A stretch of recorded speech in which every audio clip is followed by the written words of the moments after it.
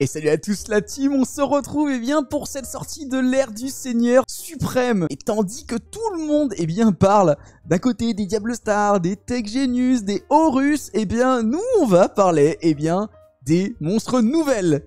Pour ceux qui passent régulièrement sur mes lives, vous avez déjà entendu et déjà vu la version on va dire 1.0 bien du deck Magdomatica que je vais vous présenter évidemment aujourd'hui. Vous avez compris ce petit jeu de mots, hein. Voilà, on présente plus les burgers, bien sûr, de l'archétype nouvelle, avec les Dogmatica.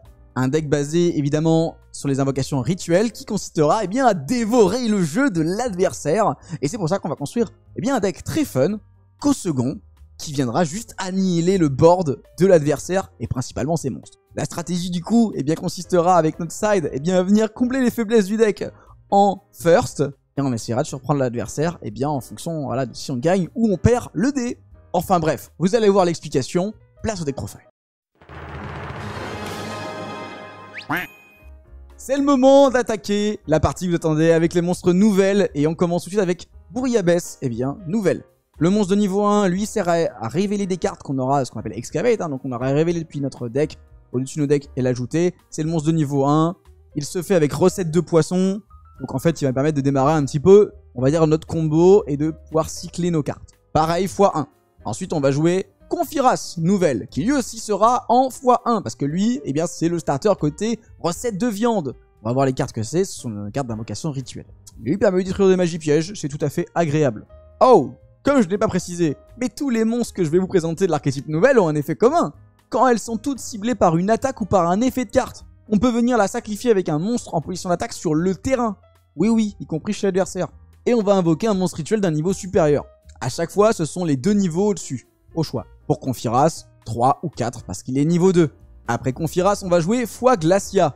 Lui, lorsqu'il est invoqué, il va permettre de prendre 3 cartes dans notre cimetière et les mélanger dans notre deck. Donc ça nous permet de récupérer un peu des ressources. Vous avez vu, on a beaucoup de cartes en x1.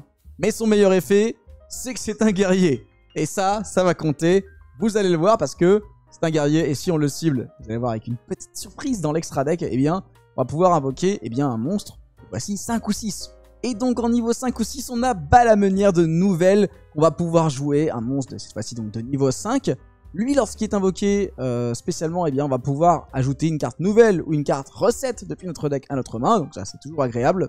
Et surtout, il a un deuxième effet qui dit que s'il a été invoqué en utilisant un monstre nouvelle, il va bénéficier d'un effet en effet rapide, sinon c'est un effet qu'on appelle donc d'ignition qu'on va nous-mêmes déclencher pour notre tour. Il peut cibler un monstre en position d'attaque et venir le manger également. Là, plus besoin d'être ciblé. C'est quand même bien plus agréable. Et par contre, on va venir invoquer cette fois-ci uniquement un monstre de niveau 6, nouvelle. Et quel monstre qu'on a dans le deck qui est de niveau 6 en monstre nouvelle? Baegrill. Lorsqu'il est invoqué spécialement, on peut annuler les effets de toutes les cartes face recto de l'adversaire. Et ici, on l'a fait avec un monstre nouvelle. On va pouvoir sacrifier autant de monstres de l'adversaire que l'on souhaite. Et bon, comme si ce n'était pas tout, on va pouvoir aussi en effet rapide cibler un monstre en position d'attaque sur le terrain, le sacrifier et invoquer le burger affamé, depuis notre deck ou notre main. Donc Baegrill va être joué lui aussi en x1 et vous l'aurez compris, on va se permettre de jouer le burger affamé en x1. Bon, c'est une brique, c'est la carte qu'on ne veut pas piocher, mais bon, elle a le mérite d'être dans le deck pour faire cet effet-là qui est quand même très agréable. Ça, c'était pour les monstres rituels, mais Nouvelle possède depuis la sortie de l'ère du Seigneur suprême un nouveau monstre qui est la Poissonnière de Nouvelle. Un monstre pendule, mais en soi, c'est pas trop ce qu'on va utiliser. Son seul avantage, c'est qu'elle possède du coup un effet en zone pendule. C'est si on contrôle un monstre rituel, on peut cibler un monstre sur le terrain, invoquer spécialement la carte et changer la position de combat du monstre. L'avantage, c'est qu'on peut cibler nos monstres rituels pour déclencher leurs effets, ou cibler les monstres de l'adversaire pour les passer en position d'attaque et donc les rendre sensibles, on va dire, au gueuleton du deck, à son effet commun de manger les monstres de l'adversaire pour en faire des nouvelles rituels. Que fait-elle lorsque cette carte est invoquée normalement ou spécialement? Parce que ça, si on l'invoque à part pendule spécialement, il faut bien qu'elle ait un bon effet, parce que je vous ai dit que c'était la meilleure carte du deck.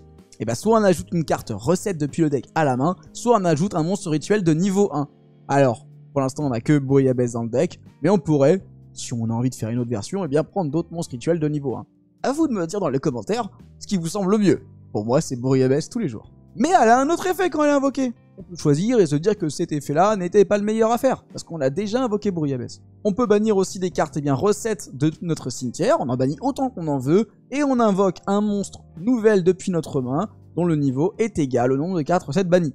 Bon, dans cette version, je vais pas vous mentir, ça sera maximum 2. Et elle possède un dernier effet fort sympathique, et bien si elle est sacrifiée alors qu'elle était sur le terrain, on peut venir la placer en zone pendule, donc potentiellement refaire son effet pour la réinvoquer plus tard.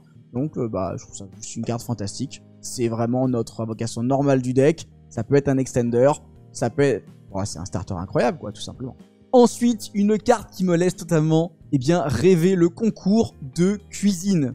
Cette carte permet d'invoquer un monstre nouvelle pendule et un monstre pâtissiel pendule, un sur chaque terrain. Mais on les invoque de où? De la main, du deck ou de l'extra deck. Oui, il y a bien un monstre pâtissiel qui appartient à l'extra deck actuellement. Mais ça veut dire que dans la formulation que peut-être on aura d'autres nouvelles cartes. Et ça j'adore. Les monstres qui sont invoqués comme ça ne pourront pas être utilisés pour invocation d'extra deck. Donc il va falloir les utiliser comme des rituels, très clairement. Sauf pour des monstres nouvelles ou pâtissiels. Ça veut dire que potentiellement il y aura des monstres nouvelles d'extra deck. Moi je vous dis, la formulation de la carte me laisse rêver pour la suite d'un éventuel support. Voilà, cet archétype me ravit. Bon là c'est cool, on va se dire qu'on peut invoquer le pâtissiel sur le terrain adverse, mettre un monstre en mode attaque, on va pouvoir venir manger, c'est cool, la vie est belle, et nous on invoque la poissonnière, et on peut commencer à faire des combos. Trop cool. Mais la carte possède un deuxième effet fort sympathique, elle va pouvoir se bannir du cimetière, cibler un monstre sur le terrain, et lui donner 200 attaques par carte recette dans le cimetière. Là où c'est juste top délire, c'est que ça cible. Encore une fois, donc ça active la mécanique, et la carte est juste tout simplement fantastique. Ensuite, on va prendre le restaurant nouvelle à table en x3. C'est le terrain qui permet d'ajouter une carte recette depuis le deck à la main. Donc ça va venir compenser un petit peu les faiblesses des autres cartes qui ajoutent plutôt des monstres. Mais ça permet aussi de récupérer du cimetière. Donc ça, c'est fantastique. Et surtout, il y a deux autres effets intéressants. Une fois par tour, on va pouvoir mélanger un monstre rituel de notre main, le remettre dans le deck et piocher une carte. Donc ça, c'est pas mal parce que ça permet d'enlever par exemple le burger affamé, de se transformer en une nouvelle carte. Donc ça, c'est cool. Et à la end phase, on va pouvoir cibler 2 cartes de notre cimetière en incluant une carte recette. Donc on prend une carte recette et n'importe quelle carte de notre cimetière et on les remélange dans le deck pour piocher une nouvelle carte. Donc cool, on pioche des cartes et surtout on remélange n'importe quelle autre carte. On pourrait penser, je sais pas, une carte en x1 comme mon storyboard. Bon, c'est pas dans la decklist, mais vous avez compris l'idée. Ensuite, on va prendre recette de poisson qui va nous permettre de tout simplement faire une invocation rituelle de nos monstres nouvelle. Et si on utilise cette carte pour invoquer Bouillabaisse, on va pouvoir ajouter depuis notre cimetière ou notre deck une autre carte recette qui va être la carte suivante qu'on va jouer. Également en x1. Vous allez voir les 2 cartes en x1, ça suffit largement vu qu'en fait elles se recyclent assez facilement avec toutes les cartes dont je vous ai parlé jusqu'à présent. Et là cette fois-ci on va utiliser recette de viande qui elle-même permet d'invoquer des monstres rituels nouvelles. Et l'avantage c'est que cette fois-ci si on invoque Confiras, donc il y a encore le deuxième petit starter on va dire rituel, on va prendre tous les monstres adverses en position de défense et on en change autant qu'on en veut en position d'attaque. C'est pas mal. Et enfin, pour compléter ce menu, si j'ose dire, voici la carte. Carte qu'on va jouer évidemment en x3 car elle permet de révéler 2 monstres nouvelles depuis notre deck. L'adversaire va les prendre, il en choisit un à nous donner et l'autre partira dans le deck. Et le monstre que nous a donné, si c'était un bête guerrier, on va ajouter recette de poisson depuis notre deck à notre main. Et si c'était un monstre guerrier, ça sera recette de viande. Blazing Cartesia, la vertueuse, c'est un monstre qui nous sert principalement à faire des fusions. Et vous allez me dire, ouais mais là, non, attends, on sait qu'il y a du Dogmatika, ça va pas marcher, mais ne vous inquiétez pas, ça va servir à faire des fusions pendant le tour adverse et venir pénaliser le board qu'on aura déjà détruit. Donc ça, on va la jouer en x1, on va pouvoir l'invoquer spécialement du deck à la end phase en principe, ne vous inquiétez pas, c'est parfait. Ensuite, si on joue Cartesia, on va pouvoir jouer Ecclesia la vertueuse. On ne la joue que x1. Bien qu'elle puisse s'invoquer normalement, on pourra aussi potentiellement l'invoquer spécialement, vous verrez qu'il y a des combos qui permettent de le faire, je vais vous en parler un tout petit peu après. Et puis c'est une carte qui va chercher une carte Dogmatika.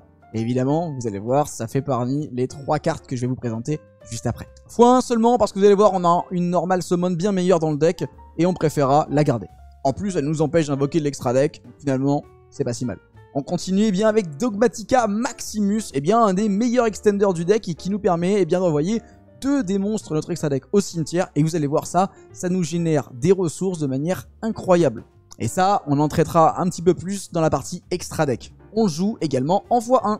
Bon, si on joue évidemment Ecclesia, pour forcer un terrain et pour se couvrir et se prémunir avec des interruptions, on va jouer également, Fleur de Lys. Ça contrôle un autre monstre Dogmatika, donc ça pourrait d'ailleurs être Maximus, mais généralement le fait de le faire avec Ecclesia est plus simple, nous permet d'aller annuler une carte sur le terrain adverse. un monstre, pardon. Ensuite, eh bien, on va prendre également Albazoa 4000. C'est le boss monster de notre deck si on n'utilise que de cartes de notre main deck. Il permet eh bien, de remonter les monstres extra deck eh bien, dans l'extra deck tout simplement. Donc ça c'est très agréable. Ou de vider l'extra deck adverse, donc il peut venir un peu casser sa dynamique. Attention aux joueurs branded bien sûr. Vous allez voir que lui, son invocation en fait va nous générer des ressources. Donc ça va être très agréable dans le deck. Pareil, x1, donc on est déjà à 5 monstres Dogmatika et on va s'arrêter là. Il faut bien quelques magies pièges pour eh bien, agrémenter cette engine. On va jouer en x1 Dogmatic Calamity, en fait, qui permet de faire la rituelle Albazoa en utilisant une carte depuis l'extra deck. Et vous allez voir, on a un monstre de niveau 12 qui va être fantastique à envoyer pour directement invoquer rituellement Albazoa. Ensuite, Dogmatica Matrice, c'est une carte qui permet d'ajouter ou bien un monstre Dogmatica rituel, ou bien une magie rituelle Dogmatica depuis le deck à la main, et si l'adversaire contrôle un monstre, eh bien, d'ajouter les deux. Mais je vous rappelle, on va second, donc la carte, elle est vraiment encore plus intéressante. Et bonus, si on contrôle un monstre rituel Dogmatica, on va pouvoir regarder, eh bien, un des deux extra decks, le nôtre ou celui de l'adversaire, et envoyer une carte de celui-ci au cimetière.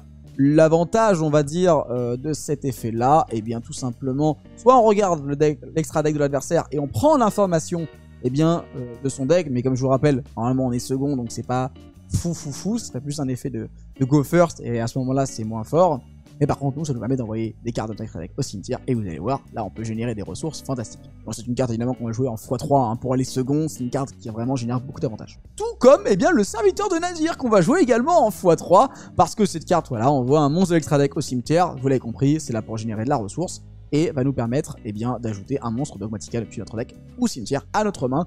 Donc ça permet en plus de recycler l'engine Dogmatica, c'est fantastique. Le reste du tour, on est bloqué en invocation extra deck, mais vous l'aurez compris, hein, jusque là on n'a pas d'invocation d'extra deck qui apparaît, si ce n'est celle qu'on pourrait avoir en inhérence depuis l'extra deck, mais je vous rassure tout de suite, il n'y en a pas.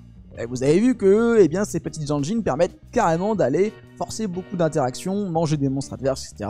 Donc si on arrive à démarrer, eh bien, ça se passe plutôt bien.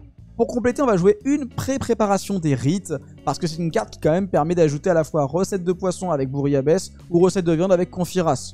Jusque là, c'est pas mal du tout, c'est une carte qu'on va jouer juste en x1, parce que bah, si on pioche une de ces 4 cartes, eh bien, déjà on va plus avoir le choix vraiment de ce qu'on va pouvoir ajouter du deck à la main, donc ça permet de compléter tout simplement un petit peu la stabilité du deck. Bon, vous l'aurez compris, on aime bien jouer à 40 cartes, il ne reste plus que 7 places eh bien, dans ce deck. Et on va pas se mentir, on va go second, donc maintenant on va bombarder des cartes de go second. Vous avez le choix des cartes que vous allez utiliser. Moi très clairement j'aime bien jouer eh bien, pour d'abord un plumeau de Damarpi, hein, c'est limité à 1 donc on joue en x1. C'est une carte qui quand même va casser eh bien, les magies pièges adverses. Ça, vous avez remarqué, on n'a pas beaucoup de solutions à part Confiras, qui est très faible finalement comme solution. Pour compléter un petit peu ça, eh bien, on va prendre 3 Heavenly Match, qui pareil, va pouvoir gérer eh bien, les magies pièges en gérant en fait finalement un peu tout le terrain. Donc ça admet qu'on va devoir un petit peu eh bien, composer un peu différemment, pas forcément se priver de sa Battle Phase finalement. Bah, ça peut être un peu plus compliqué, mais la carte, moi je l'aime bien dans le deck, on rappelle c'est un deck fun. Et enfin, eh bien, 3 super polymérisations, parce que voilà, la carte elle est quand même toujours sympathique à jouer. On se prend un petit peu moins la tête, on va mettre quelques cartes dans notre extra deck vu qu'on a de la place pour ça. C'est pas forcément la meilleure carte du format, mais voilà, c'est une suggestion, ça se travaille. Moi je prends vos avis dans les commentaires. Bon, pour les monstres extra deck, on va répondre tout de suite eh bien, à cette Cartesia. Eh bien, on va prendre un Grand Guignol.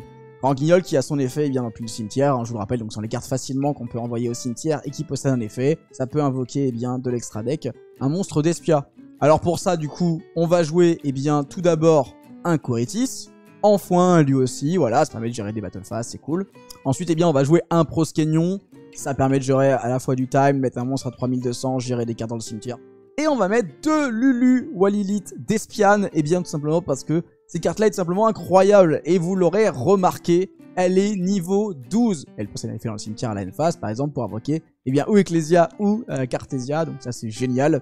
Et voilà, donc c'est le monstre de niveau 12 qu'on enverra sur Dogmatic Calamity, donc c'est vraiment cool. Pour super polymérisation, tout d'abord on va jouer bien un Garura en x1, ensuite on va jouer un Muddragon en x1 également, ça fait toujours plaisir.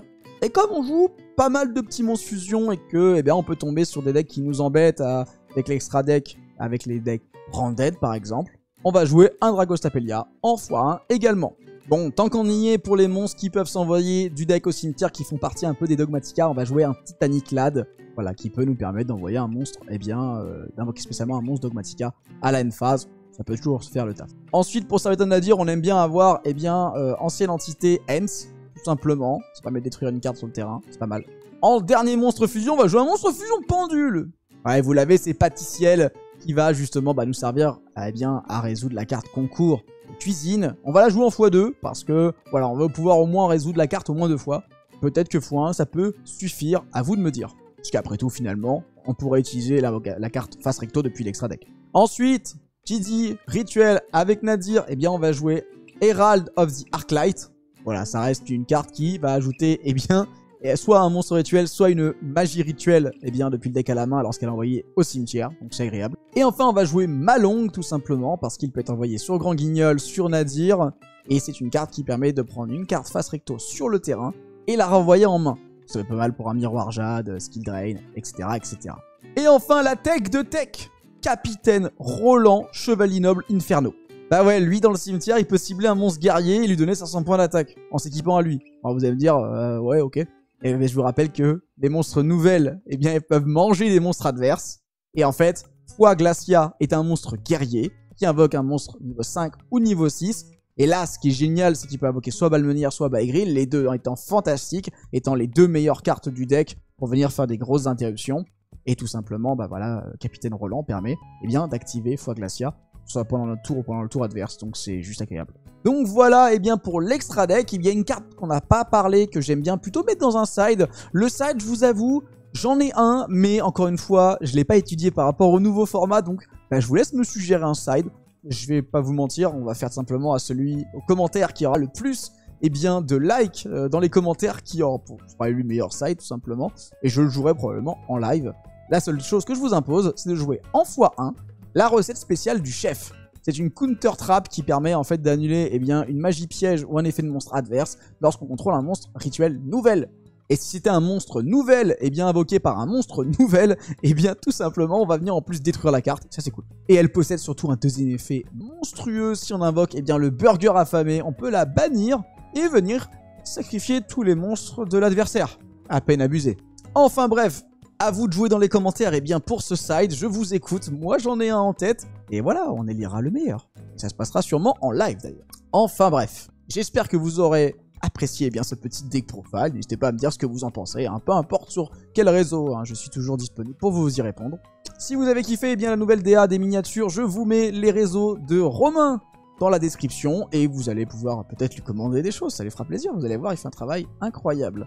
Mais pour voir ça, ça sera eh bien, la semaine prochaine sur eh bien, la prochaine vidéo. Je vous laisse eh bien, vous abonner si ce n'est pas déjà fait, mettre un pouce bleu, vous connaissez la rengaine. Et sur ce, je vous dis à la semaine prochaine.